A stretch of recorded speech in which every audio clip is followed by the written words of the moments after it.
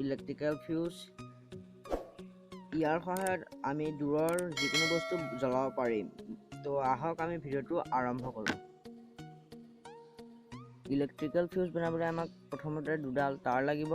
তাঁৰ দুডাল 12 চেণ্টিমিটাৰকৈ মই কাটি লৈছোঁ। তাৰ পৰা এই তাঁৰ দুডাল এনেকৈ কাটি ল'ব লাগিব।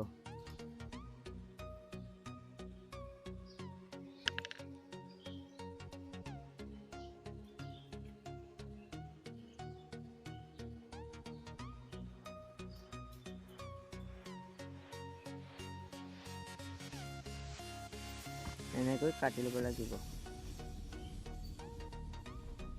তাৰ পৰা এনেকুৱা এডাল তাঁৰৰ পৰা এনেকুৱা সৰু তাঁৰ এডাল উলিয়াই ল'ব লাগিব।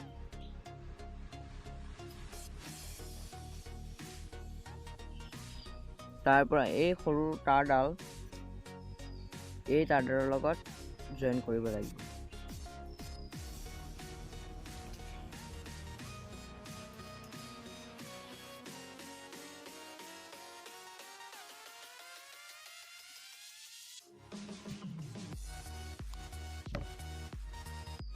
এইডাল মই জইন কৰি ল'লোঁ। এতিয়া আমাক লাগিব এটা টেপ আৰু এডাল জুই চলা কাঠি। এতিয়া এই জুই চলা কাঠিডালত এডাল তাঁৰ এনেকৈ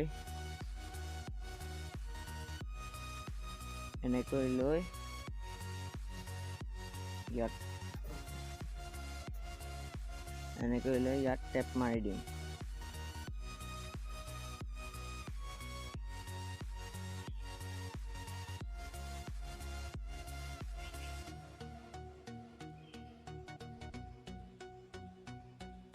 ইয়াত এতিয়া টেপ লগাই দিলোঁ।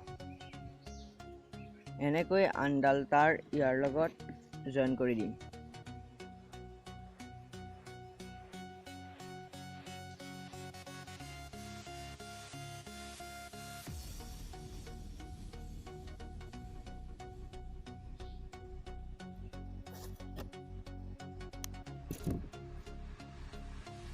জইন কৰি এনেকৈ দি আকৌ ইয়াত টেপ মাৰি দিম।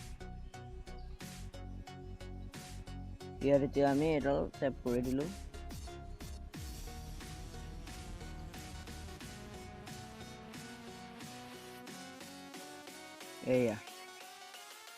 এই আমাৰ হৈ গ'ল একেবাৰে চিম্পল ইলেক্ট্ৰিকেল ফিউজ। তো আহক আমি ইয়াক টেষ্ট কৰি চাওঁ। টেষ্ট কৰিবৰ বাবে মই এটা 5.32 ভল্ট এটা বেটাৰী লৈছোঁ। ইয়াক আমি এটা টেষ্ট কৰিম।